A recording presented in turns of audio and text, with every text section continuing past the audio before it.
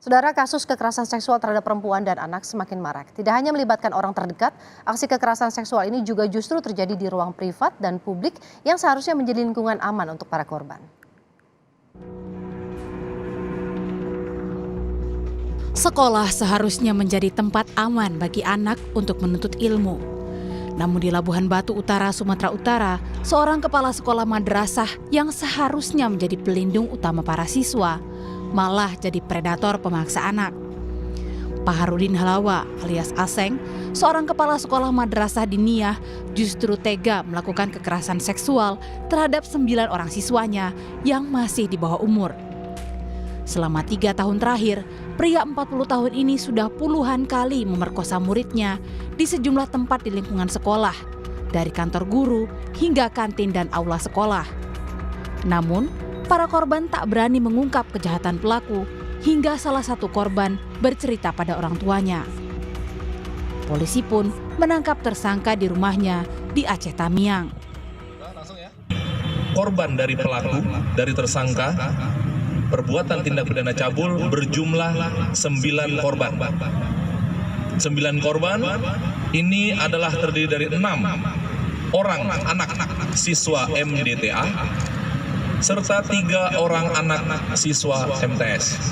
Jadi total ada 22 kali sampai sejauh ini. Ini masih bisa berkembang terus. 22 kali peristiwa perbuatan cabul yang dilakukan terhadap 9 orang korban. Polisi terus mengusut kasus ini karena diduga ada lebih banyak korban lainnya. Darurat kekerasan seksual juga terjadi di Kabupaten Pindrang, Sulawesi Selatan. Seorang guru olahraga sekolah dasar ditangkap karena diduga melakukan pelecehan seksual terhadap 12 siswa dan 4 diantaranya anak laki-laki. Aksi pelecehan ini bahkan dilakukan di depan kelas, disaksikan murid lainnya dengan modus memberi hukuman untuk memberikan efek jera. Polisi masih menelusuri keterangan ke-12 korban siswa SD itu. Jumlah korban bisa saja bertambah.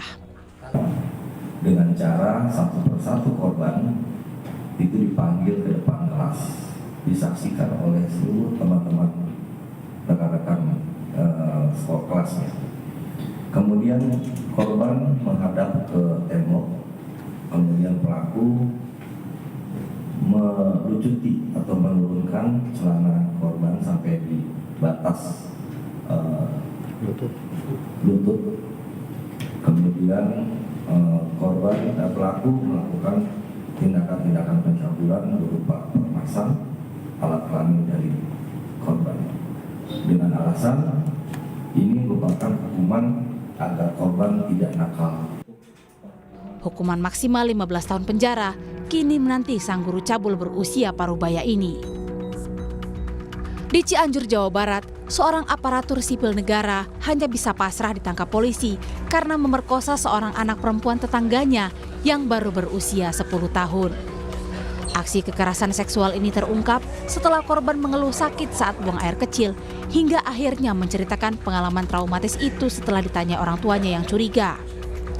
Saat bermain di depan rumah pelaku, korban mengaku diiming-imingi uang untuk masuk ke dalam rumah.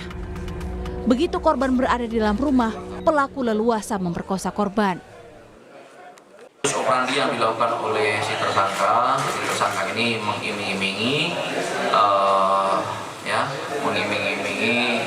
atau dengan melakukan bujuk rayu kepada si korban dengan sejumlah uang, kemudian diajak masuk ke dalam kamar. Selanjutnya di dalam kamar tersebutlah dilakukan perbuatan cabul itu kepada si korban.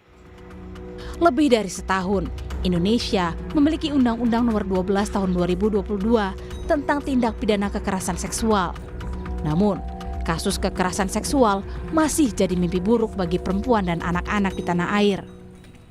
Bahwa negara kita sedang mengalami tsunami kekerasan seksual anak, yang setiap peristiwanya terlihat dampak kesakitan, fatalitas, perusakan sistemik dalam kejahatan kekerasan seksual yang terus meningkat dengan memanfaatkan relasi kuasa, pemanfaatan teknologi, dan berlindung di balik posisi pelaku di masyarakat.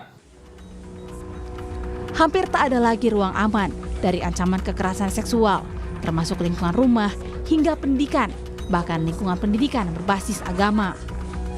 Penerapan hukuman kebiri pun terus didorong untuk menimbulkan efek jera, meski praktiknya masih terkendala. Tapi sebagai pidana tambahan, sebagai aspek pembalasan kepada orang, kenapa tidak dicoba? Wong undang-undang ada. Memang dalam pelaksanaannya ada suatu hambatan.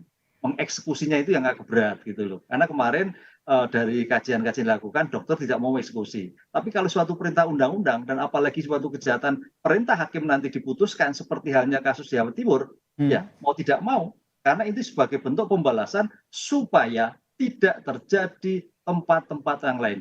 Kasus kayak gini marak loh Mas. Ada beberapa daerah loh, bahkan malah pendidikan keagamaan muncul di beberapa tempat. Diketok sejak 2022 lalu, Undang-Undang Tindak Pidana Kekerasan Seksual nyatanya masih belum memberikan perlindungan sempurna bagi para korban. Sementara, hampir setiap pekan, kasus kekerasan seksual terus bertambah di berbagai daerah. Tim Liputan, Kompas TV.